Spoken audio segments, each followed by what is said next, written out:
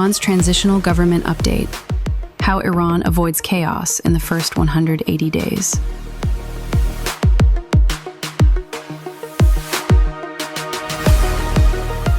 To those inside Iran enduring fear, pressure, and uncertainty. To those across the diaspora carrying distance, memory, and resolve. To those around the world who have kept watch, spoken clearly, and stood with the people of Iran. And to each of you, welcome. This is Iran's transitional government update, how Iran avoids chaos in the first 180 days. Crown Prince Reza Pahlavi presents the Emergency Phase Booklet of the Iran Prosperity Project as a blueprint for the first 180 days after the fall of the Islamic Republic. The booklet organizes that first phase around 4 pillars: services, security, the economy, and legal continuity. On services, the booklet states the first obligation clearly: uninterrupted state function.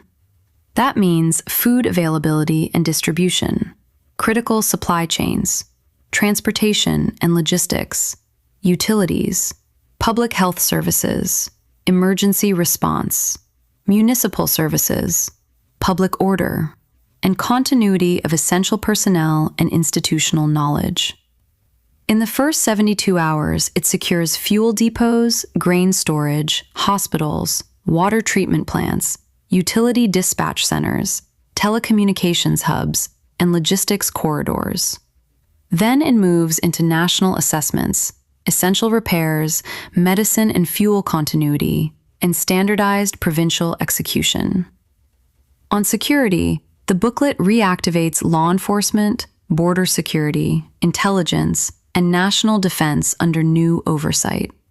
It continues salaries and benefits for military and law enforcement personnel. It secures borders, airports, energy sites, the central bank, and other critical infrastructure. It launches vetting.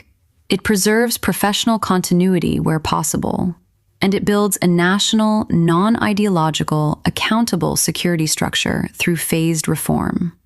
That is how order is carried from regime control to public safety. On the economy, the booklet begins with control of the central bank and the treasury. Government payments continue. Pensions continue. Subsidies continue. Banking operations and payment systems remain active. Emergency liquidity is prepared. Capital controls protect the system from flight. Regime-linked accounts are frozen. Audits begin, and the treasury market reopens first under transparent rules, while broader markets stabilize in phases. The National Assets chapter adds another layer. Major banks, key headquarters, oil institutions, and data centers are secured in the first 72 hours. Digital records are preserved, and offshore asset freezes move through international channels. On legal continuity, the booklet gives Crown Prince Reza Pahlavi's decree 3 parts. First, abolish the Constitution of the Islamic Republic. Second, retain existing laws and institutions by default during the transitional period. Third, repeal laws and institutions that conflict with Iran's historical and national identity, the Universal Declaration of Human Rights, or the progress of the transitional system. That structure preserves daily legal order, removes ideological repression, and carries the country through the emergency phase with law in force. This is how the booklet says Iran avoids chaos in the first 180 days. It establishes authority. It protects essential services. It secures the country. It stabilizes payments, banking, and supply. It preserves legal order. And it advances transition through sequence, institutions, and operational control. The question now is clear. When a transition blueprint already defines how the state keeps functioning on day 1, which governments are prepared to treat that preparation with the seriousness it deserves?